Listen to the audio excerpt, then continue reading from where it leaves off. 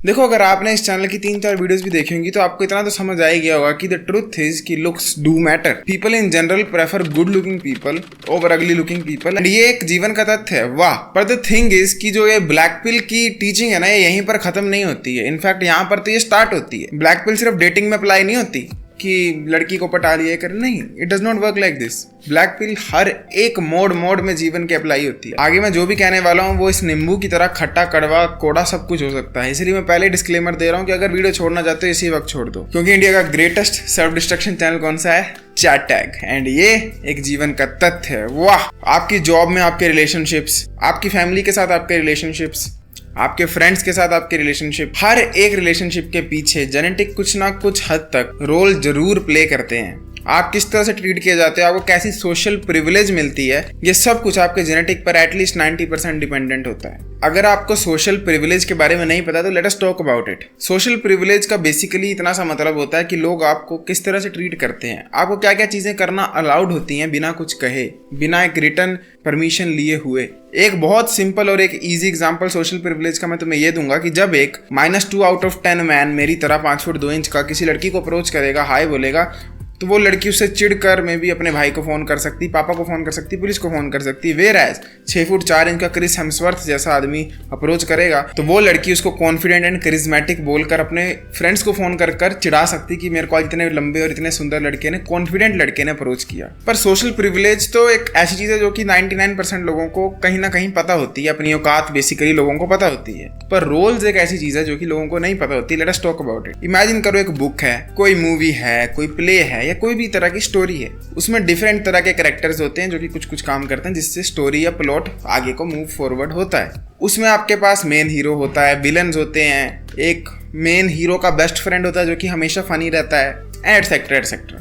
आपको लग रहा होगा कि ये जो रोल्स हैं, कैरेक्टर रोल्स, ये सिर्फ फिक्शन में रहते हैं, but you have to understand life imitates art. In fact life में तो उससे भी ज्यादा एक्सट्रीमली कॉम्प्लिकेटेड रोल्स होते हैं लोगों के पास। एंड ये जो लाइन होती है good bad, evil, important, unimportant, ये सारी एक्सट्रीमली इंटरट्वाइंड होती हैं और ब्लैक एंड व्हाइट नहीं होती जैसे मूवीज में दिखाई जाती हैं कि जो अच्छा कैरेक्टर है वो अच्छा ही है, जो बुरा है वो बुरा ही है। पर फिर भी trust me, they are still there. Movie जितनी नहीं होगी बट होती है। इसलिए तुमने देखा होगा ना, कई लोग बोलते हैं, इनफैक्ट हो सकता है तुम भी ये चीज सोचते होगे कि यार मेरे को लोग बुरा क्यों ट्रीट करते हैं, मेरे को लोग विलन की तरह क्यों ट्रीट करते हैं, मेरे को हीरो की तरह क्यों ट्रीट किया जाता है। हर जगह जाऊं तो लोग मेरे को एक्स्ट्रा एफर्ट्स डालते हैं, या हर जगह जाऊं तो लोग मेरे को एक्स्ट्रा रोकने की कोशिश करते हैं। तो वो इसीलिए ही होता है क्योंकि आपके पास एक रोल असाइंड है। बट वरी नॉट, कई लोगों को एक false sense of spotlight effect होता है जिसमें उन्हें लगता है कि हर बंदा उन्हें देख रहा है, उन्हें जज कर रहा है। द रियलिटी इज कि 99% of us are basically background characters in the movies.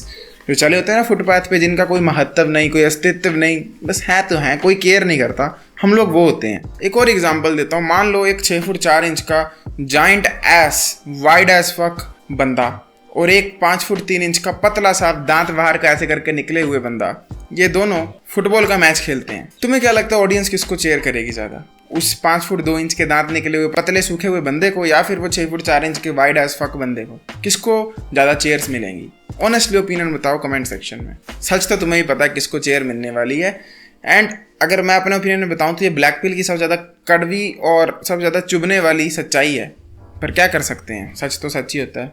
वाह। लाइफ एक मूवी की तरह है जहां पर गॉड एक डायरेक्टर है और ऐसे डायरेक्टर हैं जिन्होंने प्रॉपर रोल्स असाइन कर ही दिए हैं बंदों को उनकी लुक्स और जेनेटिक के हिसाब से। I mean, खुद सोच कर देखो, अगर तुम्हारी शक्ल एक विलन जैसी है ना, एक्सट्रीम गुंडे जैसी, तो तुम कितना भी नाइस, कितना भी हैप्पी, चेयरफुल होने की कोशिश करो, लोग तुम्हें एक विलन की तरह ही ट्रीट करेंगे।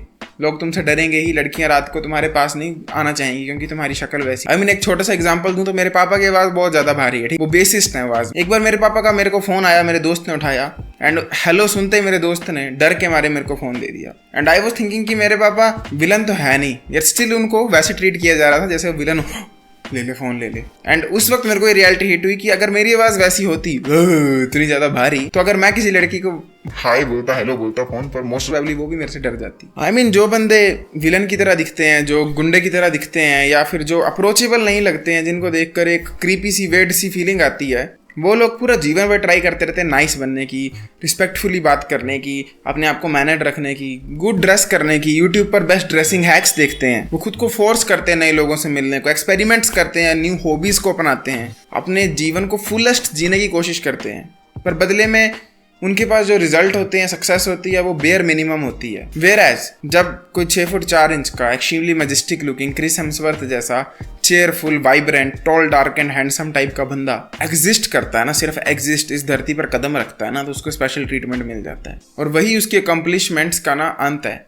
उसके पास और कुछ नहीं होता है, वो बस लंबा है, चौड़ा है, जिम मार लेता है, उसके दांत अच्छे हैं, शक्ल अच्छी है, एंड दैट इज इट। उसको इनफैक्ट पर्सनैलिटी डिसऑर्डर्स होते हैं, वो अपनी वाइफ्स को, गर्लफ्रेंड्स को थप्पड़ मारते हैं, डोमेस्टिक अब्यूज करते हैं, नशे करते हैं, हमेशा गुस्से में रहते हैं, यट स्टिल उनके पास एक सोशल लाइफ होती है, उनको कांस्टेंट वुमेन के अप्रोचेस मिलते हैं, उनको कांस्टेंट वैलिडेशन मिलती है, एंड इनफैक्ट उनके पास एक गर्लफ्रेंड भी होती है जो कि उनके लिए कलर ब्लाइंड हो जाती है और उनमें एक भी रेड फ्लैग नहीं दिखती है। बट उससे भी ज़्यादा चुभने वाली बात पता क्या है कि लोग उनको रिस्पेक्ट करते हैं। फैमिली गैदरिंग में लोग उनके साथ चिपक के खड़े होना चाहते हैं। एंड इवन दो ये 6 फुट 4 इंच का बंदा जो है ये एक विलन के कैरेक्टरिस्टिक्स रखता है, जैसे कि गंदी personality, all that stuff, yet still लोग इसको हीरो की तरह ही ट्रीट करते हैं। ये छोटी सी भी कोई चीज़ को करके दिखाए, छोटी सी भी हॉबी को प्रैक्टिस करे, तो पीपल एक्ट एज इफ इसने कोई पहाड़ तोड़ दिया।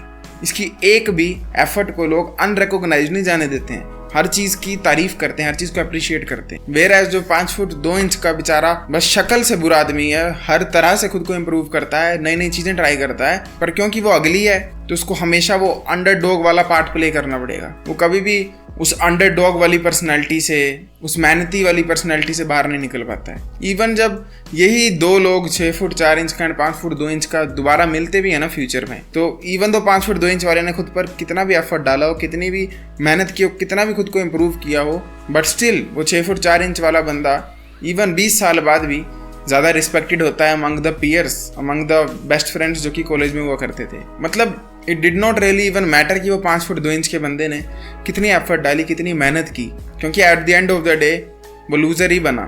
उस 6 फुट 4 इंच के बंदे के सामने एक लूज़र ही बना। एंड उसी वक्त ये चीज़ उस 5 फुट 2 इंच के बंदे ने भी रियलाइज़ कर ही ली होगी कि इस जीवन में कुछ लोगों को एक रोल देकर ही पैदा किया होता है कि ये करैक्टर यही प्ले करेगा, एंड वो रोल सैडली चुभता है सोचकर, सिर्फ इस बेसिस पर डिसाइड हो जाता है कि कौन कैसा दिखता है फिजिकली, फेशियली। एंड एक बार आपको वो रोल असाइन हो गया तो उससे बाहर निकल पाना बहुत ही टफ होगा। लाइक ड्रास्टिक चेंजेस करने पड़ेंगे फिजिकली, लुक्स वाइज, तब जाकर आप उस रोल से बाहर निकल पाओगे। देखो इस स्टोरी में, इस एग्जांपल में जो 5 फुट 2 इंच का बंदा था ना, ये तो हम एक आइडियल सेल्फ इंप्रूवमेंट करने वाले बंदे को लेकर चल रहे हैं, ठीक है, जिसको अक्ल है कि मेरे को इंप्रूव करना है, जिम मारना है, सोशल स्किल्स पे वर्क करना है, सब कुछ करना है। But what is the truth? The truth is कि एक्चुअली में जो आम बंदा है ना 5 फुट 2 इंच का, या मोटा है या पतला है, जिसको जो भी रोल मिला है वो उस रोल से कभी बाहर नहीं निकलता है। क्यों? क्योंकि जो मोटा है, मान लो कोई बहुत मोटा आदमी है, वो बचपन से ही क्लाउन बनता है ना अगर क्लासेस में, तो उसके अंदर से वो कभी आवाज़ ही नहीं निकलती कि मेरे को क्लाउन नहीं बनना, पतला होना है। वो जीवन भर वही क्लाउन, वही पार्टीज में अंकलों को हंसाने वाला अंकल बन के रह जाता है। And that is even worse than working hard and losing at the end. Issue इसकी कितने सारे लोग हैं जो खुद पर कभी वर्क ही नहीं करते हैं। वो जैसे रोल में पैदा हुए थे, जैसे रोल में बड़े हुए थे, प्यूबर्टी एक्सपीरियंस की थी, उसी रोल में पूरा जीवन निकाल देते हैं। वही सारी उम्र में जोकर जब बने, अरे या गाना वाला मोमेंट हो गया। ये कोई ऐसी वीडियो नहीं है जो कि आपको कह रही है कि कुछ मत करो भाई, तुमसे कुछ हो नहीं सकता, एट द एंड तुमने हारना ही है। तुम अपनी सिचुएशन को लाइफ में काफी हद तक चेंज कर सकते हो, काफी हद तक इंप्रूव कर सकते हो। पर मैं ये कह रहा हूँ कि तुम अपनी एक्सपेक्टेशंस को आसमान में मत उड़ा कर रखा करो। यू हैव टू अंडरस्टैंड कि तुम अगर जेरेमी मीक्स की तरह जेल में गए तो तुम्हें कभी भी किसी भी जन्म में इस शक्ल के साथ कोई मॉडल एजेंसी नहीं उठाने वाली है। That is just the cold hard truth of life. तुम इस चीज को एक्सेप्ट कर लो कि तुम कितनी भी एक्टिंग सीख लो, कितनी भी बॉडी बना लो, तुम्हें कभी भी किसी भी एरा में, किसी भी दुनिया में, किसी भी वर्ल्ड में क्रिस हेम्सवर्थ की जगह थोर का रोल प्ले करने का मौका नहीं मिलेगा। हाँ, तुम एक साइड कैरेक्टर से, अनइम्पोर्टेंट कैरेक्टर से लाइफ में एक सेमी मेन कैरेक्टर बन जाओगे, पर कभी भी टॉप हीरो नहीं बन पाओगे। I hope you get my point. तुम्हारी एक जेनेटिक लिमिट है लुक्स की, बॉडीज की, हर वे में, हर फील्ड में, एंड तुम उसको एक्सीड नहीं कर पाओगे। और कर भी लोगे तो well good, but at least fake hope लेकर मत चलो, क्योंकि losing all hope is freedom. To summarize this video, here are 4 key points. Social situations में आपके पास लिमिटेड अमाउंट ऑफ प्रिविलेजेस होती हैं कि आप किससे बात कर सकते हो, कितना फ्रीली कर सकते हो, और आप किसको कॉम्प्लीमेंट दे सकते हो बिना वेट लगे, और वो डिपेंड होता है आपकी लुक्स पर एंड आपके स्टेटस पर। काफी हद तक स्टेटस पर होता है। सेकंड पॉइंट, इस दुनिया में लोगों के पास रोल होते हैं, कैरेक्टर्स होते हैं जो कि बुक्स और मूवीज की तरह ही काम करते हैं। हर किसी को लगता है वो हीरो है, but the truth is there are very few heroes, very less villains, and most of the world is filled with unimportant side characters जो कि मैटर ही नहीं करते in the grand scheme of things. Third, आपका जो ये role है ये कंप्लीटली डिपेंड करता है आपकी लुक्स पर एंड आपकी स्टेटस पर।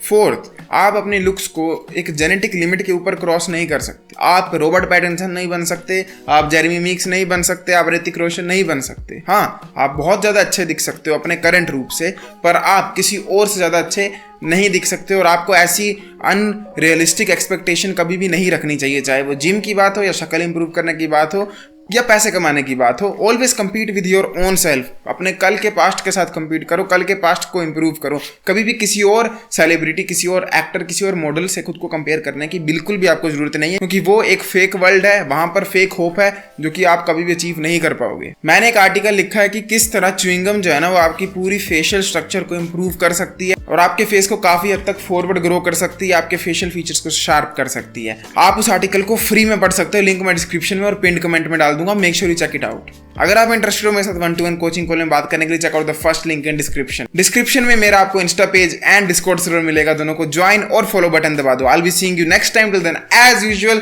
टू सीड एवरीवन, जागते रहो। वाह।